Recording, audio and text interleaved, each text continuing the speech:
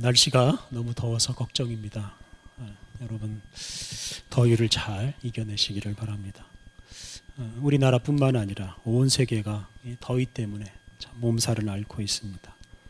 일본은 우리보다 훨씬 더워서 날마다 많은 사람이 죽고 있습니다. 어제 뉴스를 보니까 라오스에서는 폭우 때문에 댐이 무너지고 수백 명이나 죽거나 실종되었다고 합니다. 또 이런 중에 한 정치인이 또 스스로 목숨을 끊었습니다. 참 무더위만큼이나 우리를 힘들게 하는 일들이 참 많은 세상입니다. 빨리 여름이 좀 지나가고 그래서 시원한 날이 좀 오고 또 시원한 세상이 되었으면 좋겠습니다. 날마다 날씨가 더워서 힘듭니다. 그런데 이런 날씨가 앞으로 2, 3주 더 지속된다. 이런 생각을 하게 되면 더 힘들어집니다. 그래서 이럴 때면 2, 3주 후면 날씨가 시원해진다. 이런 생각을 해야 좀 더 쉽게 더위를 이길 수가 있습니다. 요즘 우리 사회에서 상상력 또는 창의성의 중요성을 강조합니다. 상상은 그냥 머리로 하는 거기 때문에 쉬울 거라고 생각하지만 사실 상상하는 게 어렵습니다. 창의성이라는 게 있어야만 상상을 할 수가 있습니다. 상상할 수 있는 능력이 있습니다. 그래서 상상력이라고 하지 않습니까? 이 상상력이 없으면 그냥 이 현실하고 똑같은 생각밖에는 못합니다. 그러니까 이 현실에서 생각할 수 있는 것 수준의 생각만 하게 된다는 겁니다. 그래서 상상력이 없으면 이 현실에서 벗어나기가 어렵습니다. 현실에서 힘든 일이 자꾸 생기면 그 힘든 일을 제대로 감당할 수도 없습니다. 왜냐하면 상상력이 없으면 이 현실에서 벗어날 수 있는 길을 찾을 수가 없기 때문입니다. 그렇기 때문에 이 상상력을 갖는다는 거 참 중요한 일입니다. 그런데 이런 상상력은 그냥 공부만 열심히 하거나 일만 열심히 해서는 얻을 수가 없습니다. 우리가 성경을 읽고 기도하는 이유 중에 하나는 바로 이런 상상력을 갖추기 위함입니다. 우리가 기도하고 말씀을 읽을 때 소위 믿음의 눈이 뜨이고 또 영안이 열린다 이런 말을 합니다. 우리가 기도하고 말씀을 묵상하면서 우리가 믿음의 눈을 갖추고 그 믿음의 눈으로 이런 현실을 새로운 방식으로 바라볼 수가 있습니다. 이게 바로 상상력입니다. 그리고 새로운 방식으로 세상을 바라보면서 이런 현실을 뛰어넘고 현실을 이겨낼 수 있고 현실을 뛰어넘는 새로운 세상, 새로운 현실을 만들어낼 수가 있습니다. 오늘은 우리가 이 상상력에 관한 말씀을 묵상하려고 합니다. 우리가 오늘 엘리사 이야기를 읽었습니다. 우리가 지난 2주간에는 엘리야의 기도를 묵상했습니다. 선지자 엘리야는 악한 왕 아합과 그의 부인 이세벨을 책망하고 그들과 싸우는 이런 사명을 가지고 살았습니다. 그런데 그 엘리야가 그 사명을 다 완수하지 못했습니다. 물론 엘리야 시대에 아합 왕이 심판을 받아서 죽긴 했습니다만 그 부인 이세벨은 여전히 살아 있었고 또 아합의 후손들이 계속 나라를 다스렸습니다. 엘리사는 엘리야의 뒤를 이어서 선지자가 되었는데요. 이 엘리사가 이 남아있는 이세벨과 아합의 후손들과 싸우는 것이 이제 그의 사명이었습니다. 열왕기하 2장 말씀을 보면 엘리사가 이 스승 엘리야가 하나님의 부르심을 받아서 이제 하늘로 올라갈 때 그 엘리사가 엘리야를 붙들고 가지 못하게 합니다. 그러면서 자신에게 스승보다 2배나 많은 능력을 달라라고 요구를 했습니다. 갑절의 능력을 달라 이런 요구를 했는데요. 엘리사가 자기가 스승에게 요구한 그대로 엘리사는 엘리야보다 훨씬 더 큰 능력을 발휘하면서 이 선지자의 사명을 수행했습니다. 그래서 이 열왕기하 이 앞부분을 보면 엘리사는 엘리야보다 훨씬 더 많은 기적을 일으키면서 일을 했습니다. 그래서 엘리사는 단지 아합 집안을 심판하는 것뿐만 아니라 온 나라를 지키는 아주 이런 큰 역할까지 했습니다. 그런데 이 당시 엘리사의 나라인 이 북왕국 이스라엘의 가장 큰 적은 아람이란 나라였습니다. 수리아라고도 불리고 다메섹이라고도 불리는 그런 나라입니다. 그런데 이 아람이라는 적으로부터 이 나라를 보호하는 데 있어서 엘리사가 가장 큰 공헌을 했습니다. 오늘 본문에 나오듯이 엘리사는 아람이 이스라엘을 공격하려고 할 때마다 그 아람의 전략을 미리 알아내고 그 전략을 왕궁에 알려주어서 아람의 침략을 대비하도록 했습니다. 그래서 이스라엘 군대는 이 엘리사 덕분에 아람 군대를 잘 막아낼 수가 있었습니다. 오늘 본문에서 하나님의 사람이라고 불리는 인물이 바로 이 엘리사입니다. 그래서 이 엘리사를 없애야만 아람은 이스라엘을 상대로 전쟁을 제대로 할 수가 있었습니다. 그래서 이 엘리사를 제거하는 것이 아람의 큰 목적이 되었습니다. 오늘 본문 14절 말씀을 보면 아람 왕이 큰 군대를 엘리사가 머물고 있는 도단이라는 곳으로 보냈습니다. 엘리사 한 사람을 붙잡기 위해서 참 많은 사람들을 보냈습니다. 아람 왕이 보낸 많은 군인과 말들이 이 엘리사가 있는 도단 성을 공격하기 위해서 성을 포위했습니다. 그런데 이제 엘리사의 사환이 아침 일찍 일어나서 성 밖을 내다보았을 때 성을 포위하고 있는 그 아람의 군대를 보고 겁에 질립니다. 15절 말씀 중에서 마지막 부분에 엘리사의 사환이 이렇게 말합니다. 아, 내 주여, 우리가 어찌하리이까. 이게 놀라는 말이죠. 겁에 질린 말이고. 그러면서 우리가 어찌하리이까. 우리가 어떻게 할 방법이 없습니다. 성을 둘러싼 군대의 수를 세보니까 우리가 꼼짝없이 죽을 수밖에 없겠습니다. 이렇게 말한 것입니다. 엘리사의 사환은 성을 둘러싼 그 많은 사람들, 많은 말들, 이런 큰 군대를 보고 겁에 질렸고 그것 때문에 다른 생각을 하질 못하는 겁니다. 어찌할 방법이 없다. 그냥 죽는 것 말고는 다른 방법이 없다라고 생각을 했습니다. 옛말에 호랑이에게 물려가도 정신만 차리면 산다라는 말이 있습니다. 아무리 위급해도 정신을 잘 차리면 그 위기에서 벗어날 길이 있다. 길을 찾을 수가 있다. 그런 말입니다. 그런데 이 정신을 차리는 거, 이 정신을 차리는 게 참 어렵습니다. 위급한 일이 닥치면 그 위급한 그 상황 때문에 그 위급한 상황에다가 마음을 다 빼앗겨 버립니다. 그리고 다른 생각을 하지를 못합니다. 그냥 울고 절망하고 넋을 놓고 있는 경우가 많습니다. 그래서 이 정신을 차리는 거, 이게 아무나 할 수 있는 게 아닌 거죠. 이게 정신을 차리는 게 능력입니다.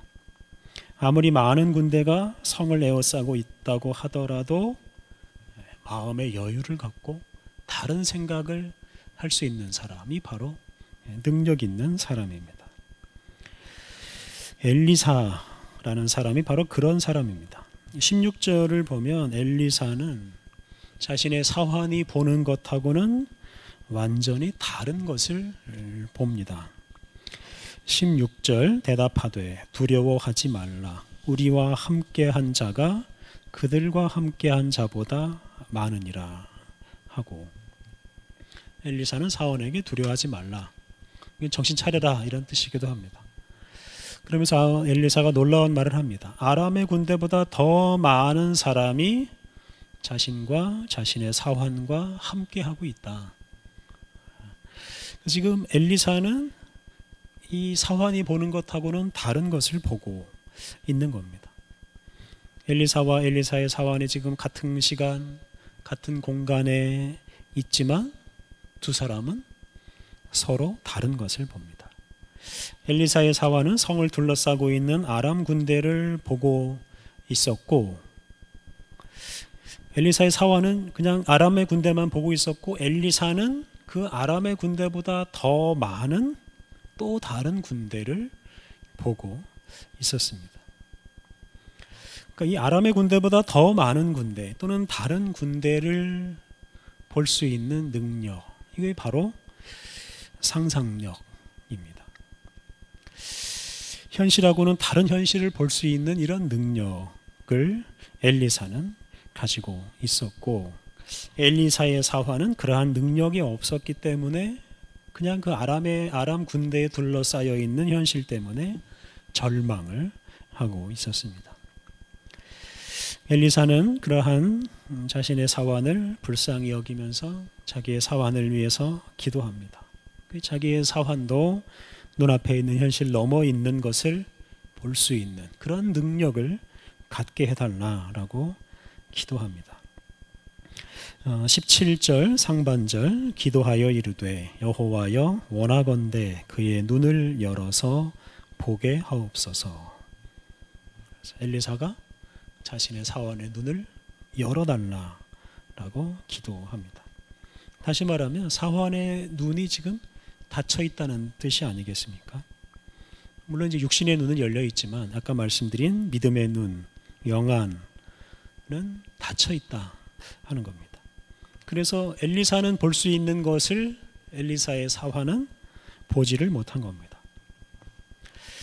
엘리사는 사환의 그 믿음의 눈이 열리기를 기도했고, 그 믿음의 눈으로 그 아람 군대 너머에 있는 것을 보게 되기를 기도했습니다.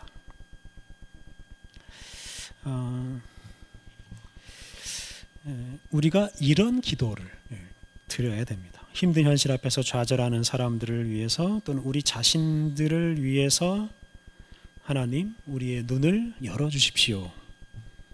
현실에 짓눌려서 제대로 앞을 보지 못하는 우리를 긍휼히 여겨주십시오. 주님이 주시는 그 새로운 눈으로 새로운 세상을 보게 하옵소서. 우리가 우리의 이런 영적인 눈이 열리기를 위해서 기도할 때 우리가 단순히 위기에서 벗어날 뿐만 아니라 그 위기가 어떤 위기가 닥쳐와도 그 위기를 새로운 시각으로 볼 수 있게 됩니다. 그러니까 단지 위기에서 벗어나게 해달라라는 기도보다는 그 위기를 새로운 시각으로 볼 수 있는 능력을 달라라고 기도해야 합니다.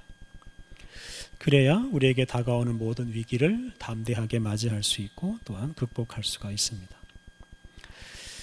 이렇게 하나님의 사람 엘리사가 그의 사환을 위해서 기도하자 하나님께서 사환의 눈을 열어서 그동안 보이지 않던 것을 보게 하십니다. 17절 하반절, 여호와께서 그 청년의 눈을 여시매 그가 보니 불말과 불병거가 산에 가득하여 엘리사를 둘렀더라. 엘리사의 사환, 이 청년이었습니다.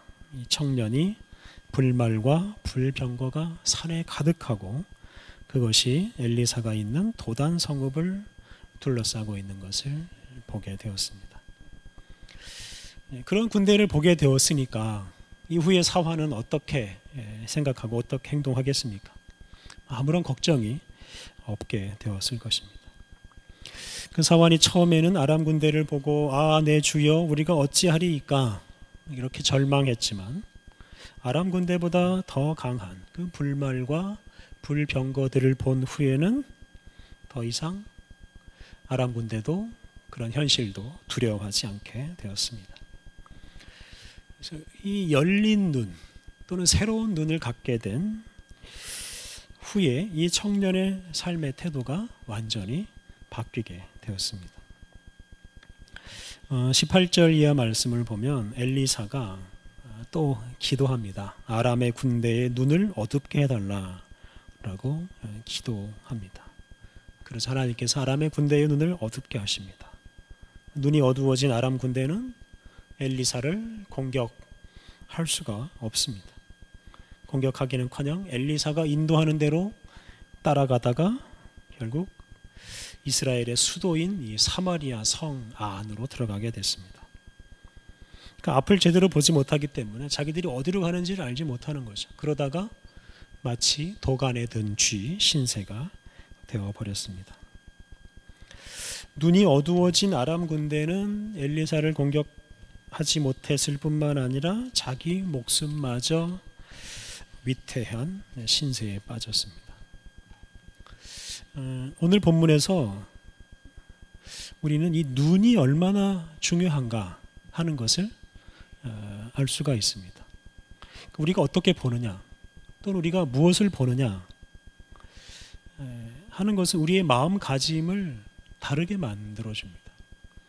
또 우리가 보느냐 보지 못하느냐 이것에 따라서 우리 인생의 성패가 달라질 수가 있습니다. 그런데 우리가 이 새로운 것을 또는 다른 것을 현실하고는 다른 것을 보기 위해서 또 제대로 보기 위해서는 앞에서 말씀드린 대로 기도해야 합니다. 우리가 기도해야 하는데요. 그런데 어떤 기도 제목을 가지고 기도하느냐 이게 참 중요합니다. 오늘 본문에서 엘리사는 아람의 군대가 이 도단 성읍을 다 에워쌌을 때 아람의 군대가 물러가게 해달라 이런 기도 드리지 않았습니다. 아람의 군대와 싸워서 이기게 해달라라고 기도하지도 않았습니다. 엘리사는 아람의 군대가 물러가는 것보다 더 중요한 기도 제목을 가지고 기도했습니다. 그게 뭐냐면 아람의 군대 앞에서 두려워하고 절망한 그 사람의 눈이 열리게 되는 것, 그것을 위해서 기도했습니다.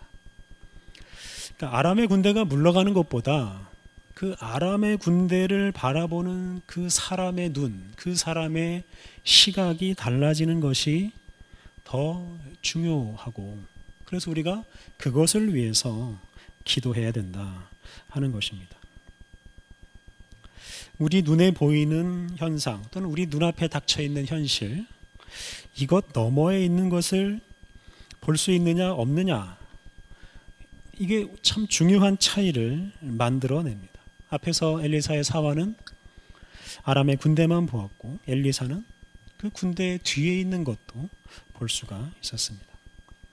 그런데 우리가 우리 눈에 보이는 것에만 집착하면 집착할수록 우리는 우리가 처한 상황에만 얽매일 수밖에 없습니다. 하지만 이 현상 너머에 있는 것을 보려고 노력하고 애쓸 때 그 현상에서, 그 상황에서 자유롭게 다른 것을 생각할 수가 있습니다. 그래서 우리는 기도할 때 지금 우리가 처한 상황에서 벗어나는 것보다는 지금 우리가 처한 상황을 어떻게 해석하고 어떻게 새롭게 바라볼 수 있을까 하는 것을 기도 제목으로 삼고 기도해야 합니다.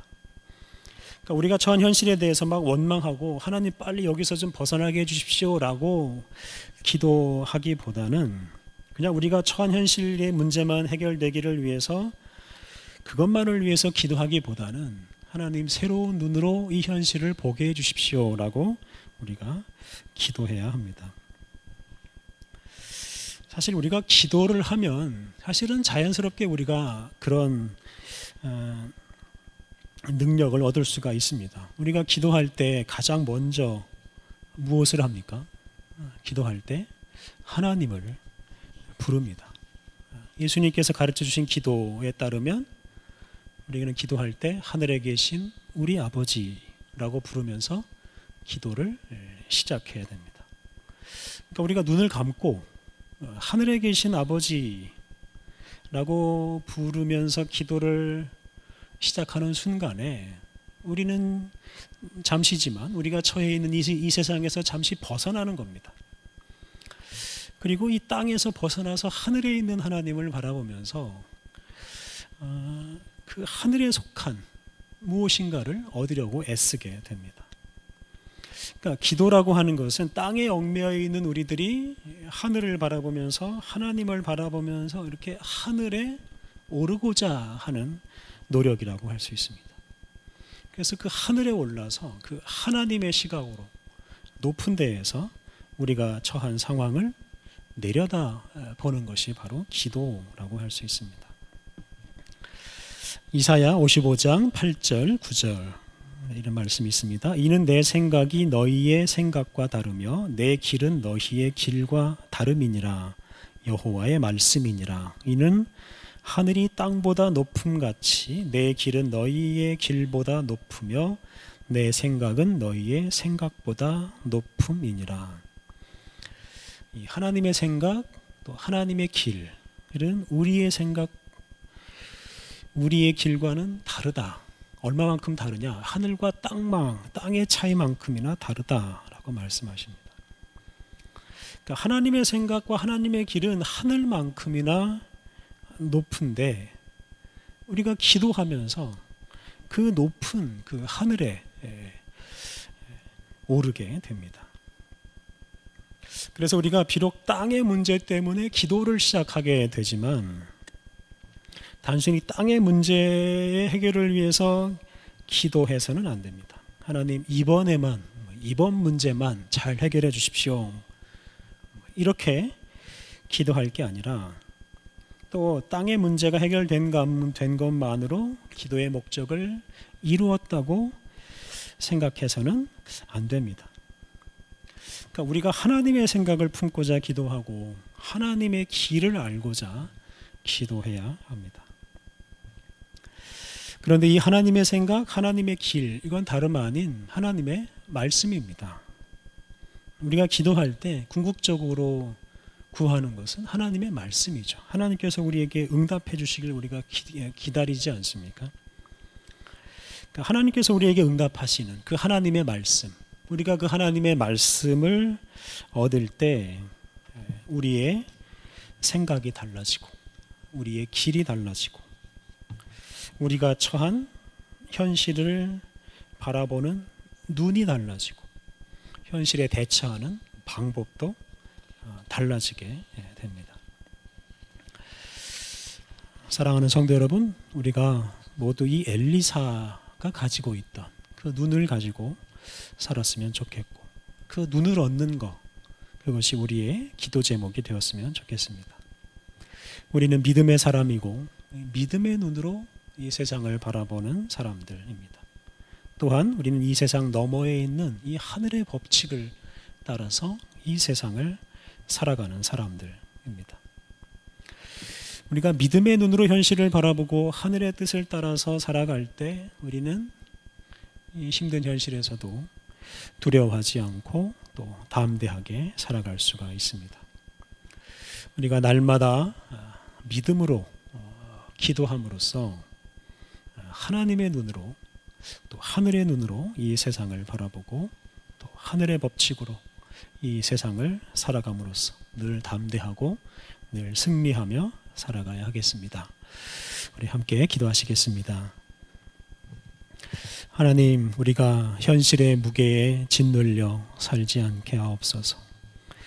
당면한 문제에 얽매여서 살지 않게 하옵소서. 우리가 믿음으로 기도하여 하늘에 오르고 하나님의 뜻을 깨닫게 하옵소서.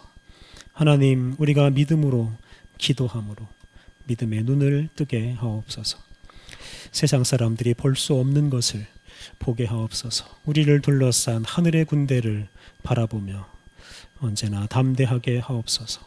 하나님, 우리가 믿음의 눈으로 세상을 바라보며 이 세상에 주님의 뜻을 날마다 이루어 가게 하옵소서. 예수님의 이름으로 기도드립니다.